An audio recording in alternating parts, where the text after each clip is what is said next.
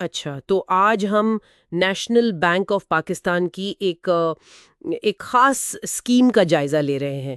یہ سرکاری ملازمین کے لیے ہے، ایڈوانس سیلری اسکیم۔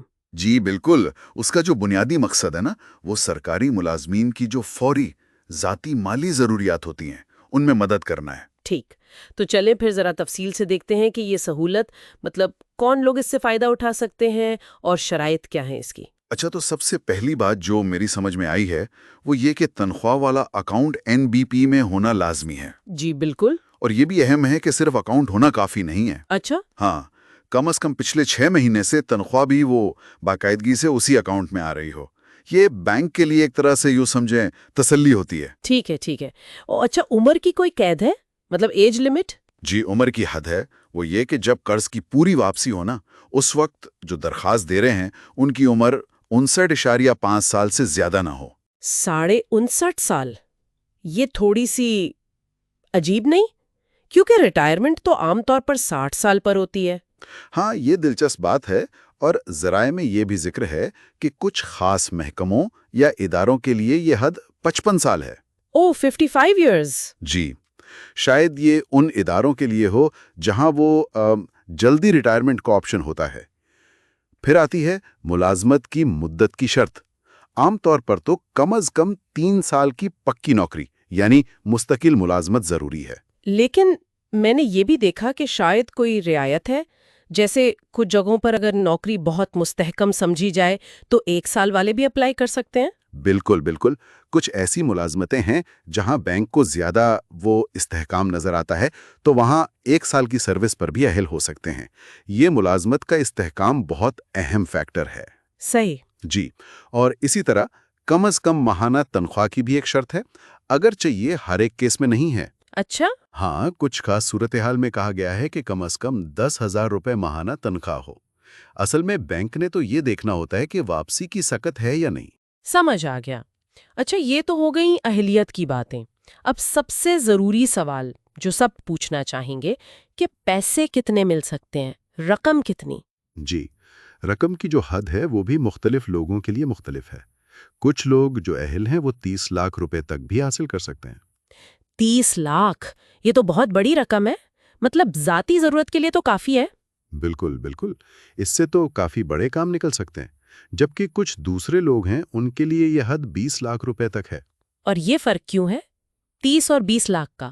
یہ فرق ظاہر ہے سینیورٹی پر یا تنخواہ کے اسکیل پر یا پھر نوکری کی قسم پر منحصر ہو سکتا ہے۔ ٹھیک، اور اس قرض کو واپس کرنے کا وقت کتنا ملتا ہے، یعنی ٹینیور کیا ہے؟ یہ بھی ملازمت کی قسم پر ہی منحصر ہے۔ جیسے جو مستقل ملازم ہیں جنہیں ایور گرین کانٹریکٹ والا بھی کہا جاتا ہے۔ ایور گرین یعنی جن کی نوکری پکی سمجھی جاتی ہے؟ جی بالکل، ان کو 48 مہینے یعنی پورے 4 سال تک کا وقت مل سکتا ہے۔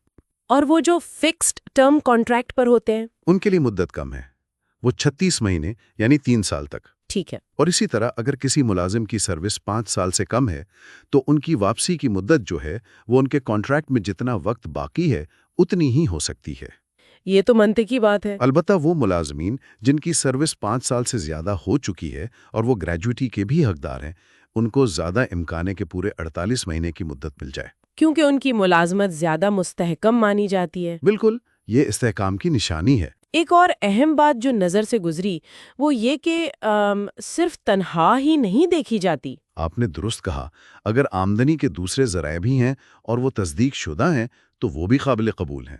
مثلاً کرائے سے آمدنی آ رہی ہے، یا کوئی زرعی زمین ہے اس سے آمدن ہے، یا بینک میں TDRs رکھے ہوئے ٹرم ڈپازٹ ریسیٹس، اچھا، یا پھر قومی بچت کی اسکیموں میں سرمایہ کاری ہے، وہاں سے منافع آتا ہے۔ ان سب کو بھی آمدنی میں شمار کیا جا سکتا ہے۔ اس سے ہوتا یہ ہے کہ زیادہ لوگ اہل ہو جاتے ہیں۔ تو اگر خلاصہ کریں تو یہ اسکیم سرکاری ملازمین کو ایک راستہ دیتی ہے، ان کی ملازمت کی قسم، مدت، تنخواہ اور دوسرے ذرائع آمدن کی بنیاد پر، تاکہ وہ اپنی فوری ضرورتیں جیسے بچوں کی فیس، شادی کا خرچ، کوئی میڈیکل ایمرجنسی یا گھر کی مرمت وغیرہ پوری کر سکیں۔ جی، تو موٹی سی بات یہ ہوئی کہ بنیادی شرائط میں شامل ہیں NBP میں تنخواہ اکاؤنٹ، عمر کی ایک خاص حد، ملازمت کا عرصہ، کچھ کیسز میں کم از کم تنخواہ، قرض کی الگ الگ حدیں اور واپسی کی مدت جو نوکری کی قسم پر منحصر ہے۔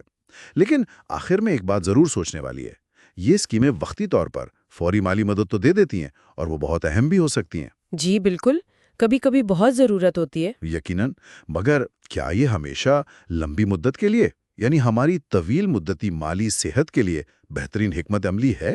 یہ سوال اہم ہے۔ یعنی مستقبل کا بھی سوچنا چاہیے؟ جی، یہ غور کرنا ضروری ہے کہ یہ جو وقتی آسانی مل رہی ہے اس کے بدلے میں مستقبل میں جو قرض کا بوجھ آئے گا اور سود کی ادائیگی ہوگی وہ ہماری مجموعی مالی حالت پر کیسے اثر انداز ہوگی۔